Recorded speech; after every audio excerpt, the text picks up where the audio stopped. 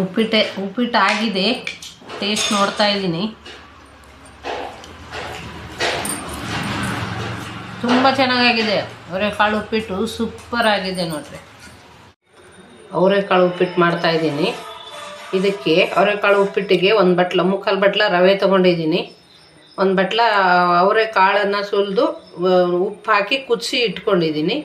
ಇದಕ್ಕೆ 2 ಈರುಳ್ಳಿ, 1 ಟೊಮೆಟೊ, ಒಂದು 4 ಸ್ಪೂನ್ ಶೇಂಗಾ ಬೀಜ, ಒಂದು 2 ಸ್ಪೂನ್ ಉದ್ದಿನಬೇಳೆ, ಒಂದಿಷ್ಟು ಕರಿಬೇವು, 4 ಮೆಣಸಿನ್ಕಾಯಿ ತೊಗೊಂಡಿದ್ದೀನಿ.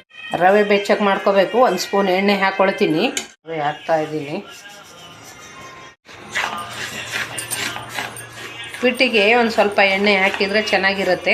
ಒಂದು ಸ್ವಲ್ಪ ಎಣ್ಣೆ ಹಾಕ್ಕೊಂಡೆ ರವೆನ ಬೆಚ್ಚಗೆ ಮಾಡ್ಕೋಬೇಕು. ಒಂದು ಸ್ವಲ್ಪ ಜಾಸ್ತಿ ಇದ್ರೂ ಚೆನ್ನಾಗಿರುತ್ತೆ. ಇದು ಬೆಚ್ಚಗಾಗಿದೆ. ಈ ಥರ ಆಗಬೇಕು. ಬೆಚ್ಚಗೆ ಮಾಡಿ ಚೆನ್ನಾಗಾಗಿದೆ ನೋಡಿರಿ. ಈ ಥರ ಆಗಿದ್ರೆ ಚೆನ್ನಾಗಿರುತ್ತೆ. ಉದುರಾಗಿ ಬರಬೇಕು ರವೆ ಹುರಿದ್ರೆ. ಅದಕ್ಕೆ ಒಂದು 3 ಸ್ಪೂನ್ ಎಣ್ಣೆ ಹಾಕ್ಕೋಬೇಕು. ಎಣ್ಣೆ ಇದ್ದರೆ ಚೆನ್ನಾಗಿರುತ್ತೆ. ಉದುರಾಗಿ ಬರುತ್ತೆ ಉಪ್ಪಿಟ್ಟು. ಅದಕ್ಕೋಸ್ಕರ ಸ್ವಲ್ಪ ಎಣ್ಣೆ ಜಾಸ್ತಿ ಇರಬೇಕು ಉಪ್ಪಿಟ್ಟಿಗೆ. ಸಾಕಾಗುತ್ತೆ. 1 ಸ್ಪೂನ್ ಸಾಸಿವೆ, ಜೀರಿಗೆ, ಬೇಳೆ, ಉದ್ದಿನಬೇಳೆ ಜೊತೆಗೆ ಕಡಲೆ ಬೀಜ ಹಾಕ್ಬಿಡಬೇಕು. ಇದಾಗಿದೆ. ಗೋಲ್ಡ್ ಕಲರ್ ಬಂದಿದೆ. ಇದು ಜಾಸ್ತಿ ಉರಿಬಾರ್ದು, ಮೀಡಿಯಮ್ ಆಗಿ ಇರಬೇಕು. ಈರುಳ್ಳಿ ಸೇರಿಸ್ತಾ ಇದ್ದೀನಿ. ಈರುಳ್ಳಿ, ಮೆಣಸಿನ್ಕಾಯಿ ಒಂದೇ ಸರಿ ಸೇರಿಸ್ಬಿಡ್ತೀನಿ. ಕರಿಬೇವು,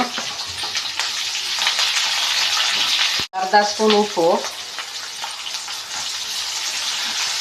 ಸ್ವಲ್ಪ ಹೊತ್ತು ಆಗಬೇಕಿದು ನೋಡ್ರಿ. ಇಷ್ಟು ಆಗಬೇಕು. ಇಷ್ಟಾದಾಗ ಟೊಮೆಟೊ ಸೇರಿಸ್ತಾ ಇದ್ದೀನಿ. ಇದಾಗಿದೆ. ಚೆನ್ನಾಗಿ ಕುದ್ದಿದೆ ನೋಡ್ರಿ. ಈ ಥರ ಆಗಬೇಕು. ಇದಾದಮೇಲೆ ನೆಕ್ಸ್ಟು ಅವರೆಕಾಳು ಹಾಕ್ತಾಯಿದ್ದೀನಿ. ಇದು ಅವರೆಕಾಳು ಉಪ್ಪಿಟ್ಟು.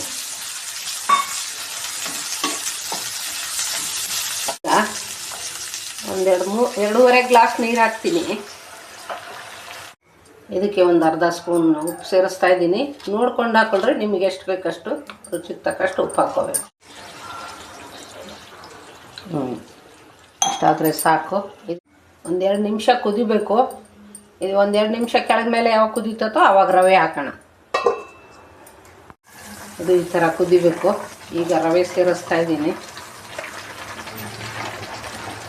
ನಿಧಾನಾಗಿ ಇಟ್ಕೋಬೇಕು. ಈಗ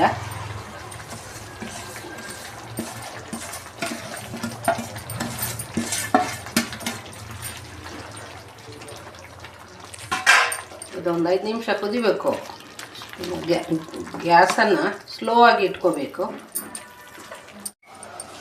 ಇದಾಗಿದೆ ನೋಡ್ರಿ. ಇದು ಒಂದು ನಿಮಿಷ ಪ್ಲೇಟ್ ಮುಚ್ಚಿ ಇಟ್ಟುಬಿಡ್ಬೇಕು.